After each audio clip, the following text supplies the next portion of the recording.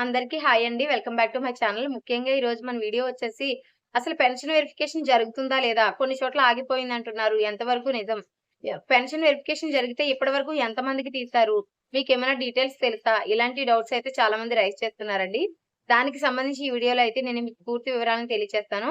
ఎవరైనా మన ఛానల్ చూస్తున్నట్లయితే సబ్స్క్రైబ్ చేసుకోండి. ముఖ్యంగా మనకి ఈనాడు ఆర్టికల్ ఒకటైతే రావడం జరిగింది. ఏరివేత సాగదీత అని. అనర్హుల ఏరివేతలో అయితే సాగదీత అని చెప్పేసి వేశారిక్కడ. ముఖ్యంగా ఇది మనకి కర్నూలు నుంచి అయితే రావడం జరిగిందండి. ఇది ఈనాడులో వచ్చిన ఆర్టికల్. ఇదేంటంటే మనకి లాస్ట్ గవర్నమెంట్ ఇచ్చిన పెన్షన్‌లో బోగస్ ఉన్నాయని చెప్పేసి మన కూటమి ప్రభుత్వం ఆరోపించింది కదా! దానికి సంబంధించి ఇప్పుడు జరుగుతున్న పెన్షన్ వెరిఫికేషన్‌లో ఎలాంటి అంగవైకల్యం లేకపోయినా 15,000 పింఛన్ పొందుతున్న వారున్నారు. ఈ నేపథ్యంలో అనర్హుల ఏరివేతకు కూటమి ప్రభుత్వం చర్యలను చేపట్టింది. ఈ ఏడాది జనవరి 8వ తేదీ నుండి ఉమ్మడి జిల్లా వ్యాప్తంగా వైద్య బృందాలు పింఛనుదారుల ఇంటికి వెళ్లి వాళ్ళ ఆరోగ్య పరిస్థితిని ఆరా తీసి నివేదికలనైతే సిద్ధం చేస్తున్నాయి. తప్పుడు సదరం ధృవపత్రాలతో పింఛన్లు పొందుతున్న వారి వివరాలను నమోదైతే చేసుకున్నారు. ఫిబ్రవరి 15వ తేదీ నాటికి అనర్హుల ఏరివేత ప్రక్రియ పూర్తి కావాల్సి ఉండగా ఇంకనూ సాగుతూనే ఉంది. చూశాను కదండి. ఎప్పటికి పూర్తయ్యేనో. ఉమ్మడి జిల్లాలో 6,000 పింఛన్ తీసుకుంటున్న దివ్యాంగులు 56,645 మంది ఉన్నారు. ఈ నెల రోజుల పైగా పరిశీలన కొనసాగుతూనే ఉంది. ఇప్పటి వరకు కేవలం 9,717 మందికి మాత్రమే పింఛన్ పరిశీలనకు సంబంధించి నోటీసులనైతే ఇవ్వడం జరిగింది. పరిశీలన నత్తనడకన సాగుతుంది. మరి అనర్హుల ఏరివేత ఎప్పటికి పూర్తవుతుందో తెలియని పరిస్థితి అయితే నెలకొంది అనేది ఇవ్వడం జరిగిందండి. ఎక్కువ అంగవైకల్యం ఉన్నట్లు చూపి చెప్తున్నారు కదా! దానికి సంబంధించి కూడా ఇక్కడ ఆర్టికల్ అయితే ఇవ్వడం జరిగింది. ఎక్కువ మంది చాలా మాకెక్కువ ఉందండి వైకల్యం. మేము ఎక్కువ సదరన్ సర్టిఫికేట్ ఉంది మా దగ్గర. కానీ మాకు 15,000 పెన్షన్ రావట్లేదని చెప్తున్నారు కదా! దానికోసం కూడా ఇక్కడైతే ఆర్టికల్ రావడం జరిగిందండి.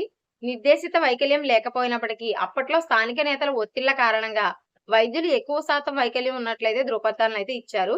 రహదారి ప్రమాదాలకు గురైన సమయంలో దెబ్బలు తగిలిన వారు సైతం మంచానికే పరిమితమైనట్లు చూపి 85% వరకు వైకల్యం ఉన్నట్లు తప్పుడు ధృవపత్రాలతో పింఛను పొందేలా చేశారు.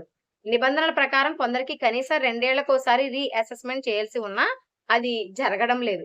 ప్రత్యేక బృందాలతో అయితే తనిఖీ చేపడుతున్నారు. ఉమ్మడి కర్నూలు జిల్లాలో అనర్హుల ఏరివేత ప్రక్రియ నత్తనడకన సాగుతుంది. కర్నూలు జిల్లాలో 413, నంద్యాల జిల్లాలలో 873 మంది 15,000 పింఛన్ పొందుతున్న వారు ఉన్నారు. వీరిలో సుమారు 1000 మందికి సంబంధించి వైకల్య నిర్ధారణ పరీక్షలు పూర్తి చేసి సదరం పోర్టల్లో నమోదు కూడా చేశారు.